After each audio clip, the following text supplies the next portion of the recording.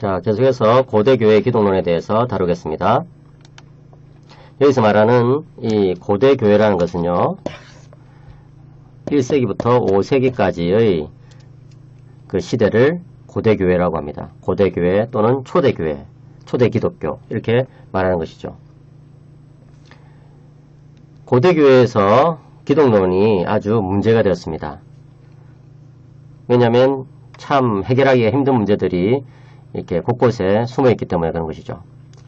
여러분, 신학의 여러 주제들 가운데 가장 힘든 것이 무엇일까요? 청교도 신학이라고요? 예, 맞습니다, 여러분. 청교도 신학 엄청 힘들죠. 이 강의를 하면서 여러 학생들로부터 강의가 어렵다는 이야기를 들었는데, 하지만 여러분, 제가 여러 번 말하듯이 이 강의를 여러분들이 쭉 따라오시다 보면은 신학의 가장 중요한 주제들을 다 섭렵할 수가 있습니다. 물론 이것을 마스터한다고 해가지고 신학을 내가 마스터했다 이렇게 말할 수는 없죠. 그렇지만 여러분, 이번 강의를 끝까지 한번 다 들어보시면은, 야, 신학이라는 것이 참 이렇게 풍성하고 내용이 다양하고 참 깊이가 있구나 하는 것을 깨닫게 되실 거예요. 그러면서 여러분들이 앞으로 신학 공부를 해가나가는 데 있어서 중요한 그런 기초와 발판이 될 것입니다. 여러분, 신학에서 제일 힘든 주제라고 하면 일반적으로 이 삼일체론이라고 말할 수 있죠. 그래서 아우구스티누스가 남긴 유명한 말 중에 삼일체론을 무시하려고 하는 자는 구원을 잃을 위험에 처하고 삼일체론을 이해하려고 하는 자는 지성을 잃을 위험에 처한다. 이런 말이 있어요. 참 재밌는 말이죠. 그만큼 삼일체를 이해하는 것이 어렵다는 거예요. 그런데 여러분, 신학에서 이 삼일체론만큼이나 아주 해결하기 힘든 주제가 뭐냐면 바로 기독론입니다. 예수 그리스도께서 어떻게 참된 하나님이시면서 또 동시에 참된 인간이신가 하는 이 문제, 이것이 이 기독론의 핵심에 놓여 있거든요. 그러니까 참 어려워요. 그래서 제가 미국에서 유학할 때 저희 지도 교수님 중에 한 분이신 핀스타 교수님은 신학에서 삼일체론보다 어쩌면 더 어려운 주제가 기독론일지도 모른다, 이런 이야기를 한 적이 있습니다. 저는 참 그게 말이 된다고 생각해요. 기독론이 생각하면 할수록 풀리지 않는 수수께끼와 같은 그런 면들이 많거든요. 왜냐하면 여러분, 삼일체론이라는 것은 성부, 성자, 성령, 삼위께서 한 분 하나님이시다, 이렇게 우리가 잘 이해는 못해도 그런가 보다 하고 넘어가면 돼요. 왜냐하면 그것은 하나님 편에 대한, 하나님에 대한 그런 교리니까 그렇죠. 그런데 여러분, 이 기독론은 하나님에 대한 교리인가 동시에 또 인간에 대한 내용이 들어가거든요. 그러니까 우리 인간들이 이해하기에 어떻게 하나님이면서 동시에 사람일 수 있냐, 이런 질문이 계속해서 제기될 수 있는 것이죠. 그렇기 때문에 고대교회는 삼일체론 문제로 열심히 토론하다가 나중에는 기독론 문제로 토론하게 되었습니다. 삼일체를 계속 토론해가지고 어느 정도 이제 중요한 그런 정리를 한 것이 니케아 공예라고 할 수 있어요. 325년.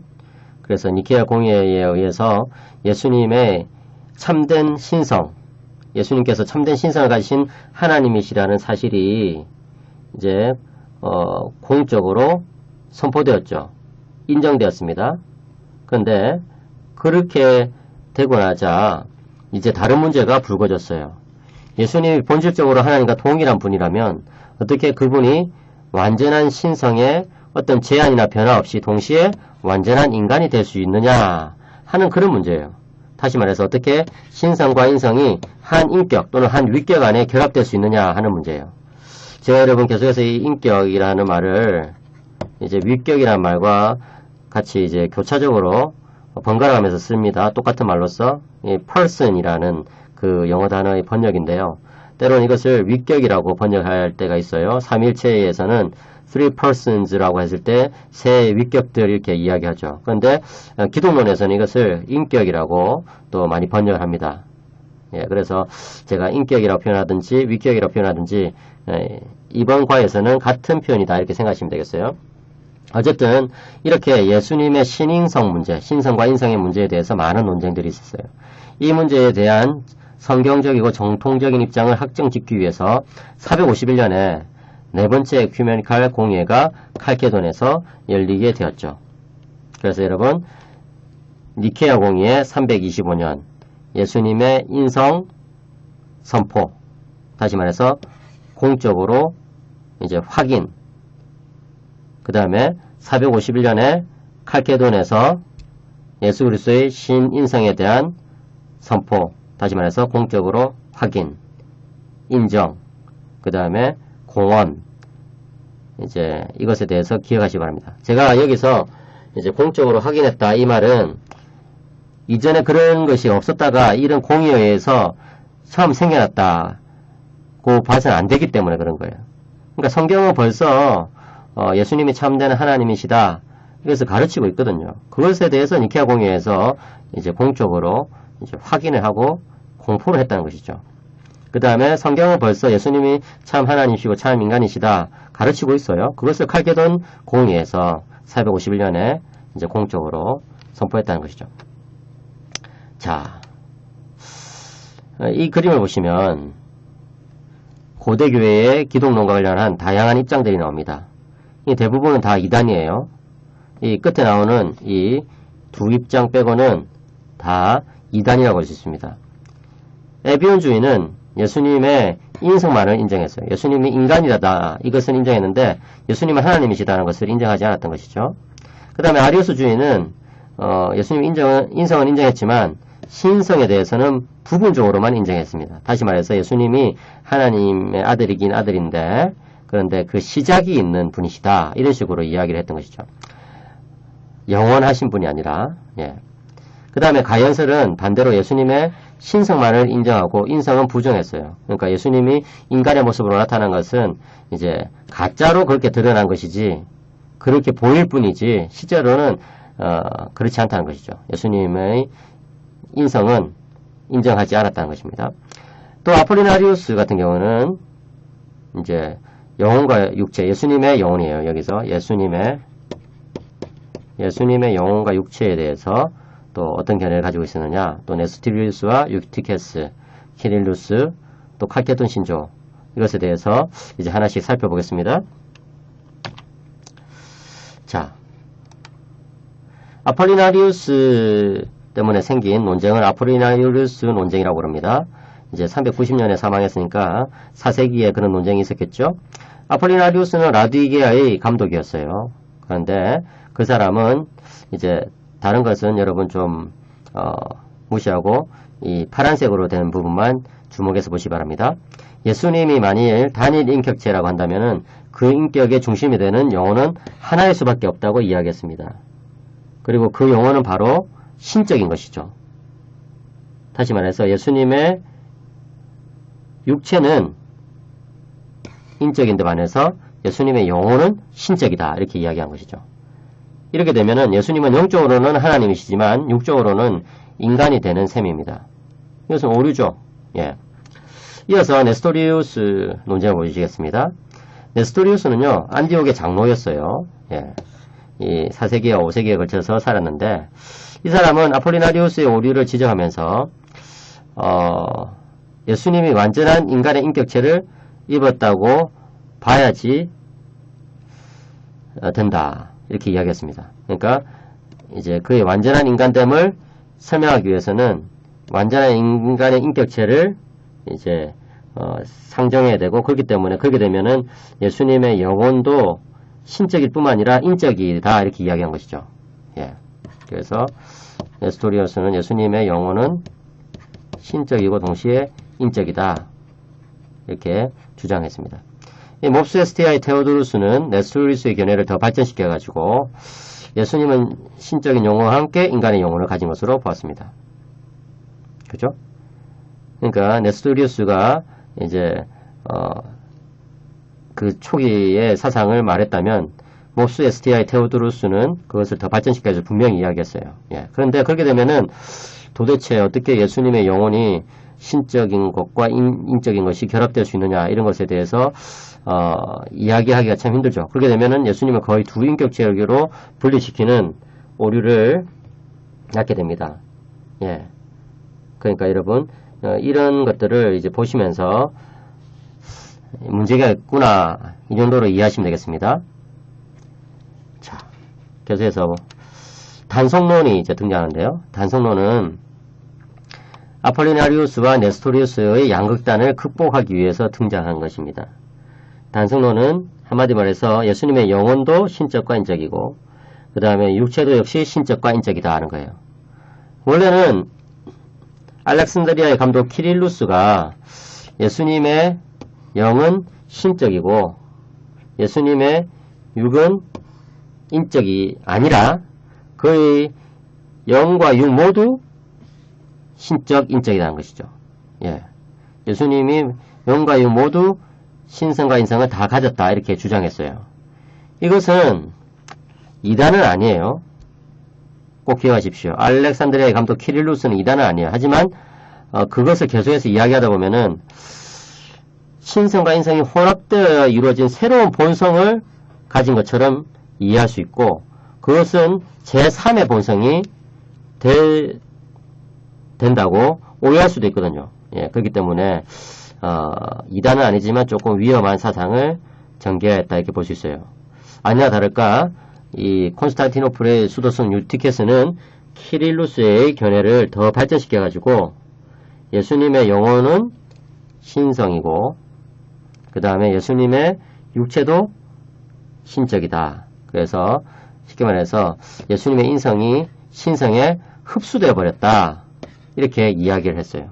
그래가지고 예수님의 영혼은 당연히 신적인 영혼이고 예수님의 육체도 우리의 것과 다르게 신적인 육체이다 이렇게 이야기를 했던 것이죠. 이것은 잘못된 것입니다. 유티케스도 역시 이단이라고 볼 수 있어요. 이렇게 아주 복잡한 여러 논의들을 이제 고대교회에서 했는데 그것에 대해서 대응하기 위해서 451년에 이제 칼케돈에서 에큐메니칼 공회가 열린 것이죠. 여기서 에큐메니칼 공회라는 것은 공교회적 공회다. 다시 말해서 이제 그 당시에 있었던 많은 교회들이 대거 참여했던 그런 공회였다. 이렇게 보시면 돼요. 그래서 동서방 교회에서 약 600명이나 되는 감독들이 참여해가지고 이제 토론해가지고 이 기독론에 대한 오랜 논쟁을 종결시키고 정통교회의 입장을 확립해 주었던 것이죠. 그것이 바로 칼케돈 공의회 또는 칼케돈 기독론 또는 칼케돈 신조 이렇게 이제 우리는 부를 수가 있습니다. 다시 한번 정리해 보시면은 이제 아폴리나리우스는 어떻습니까? 예수님의 영혼은 신적이지만 육체는 인적이다 이렇게 이야기했어요. 네스토리우스는 예수님의 영혼은 신적인 동시에 인적이고 육체는 인적이다 이렇게 이야기했어요. 유티케스는 예수님의 영혼은 신적이고 육체도 신적이다 이렇게 이야기했습니다. 키릴루스는요, 시릴이라고 영어로는 부르는데 키릴루스는 예수님의 영혼은 신적이고 인적이고 육체도 신적이고 인적이다 이렇게 이야기했어요. 그래서 이거 위에 이 세 가지는 이단이지만 이제 키릴루스는 이단이 아니죠. 칼케돈 신조는 당연히 정통이죠.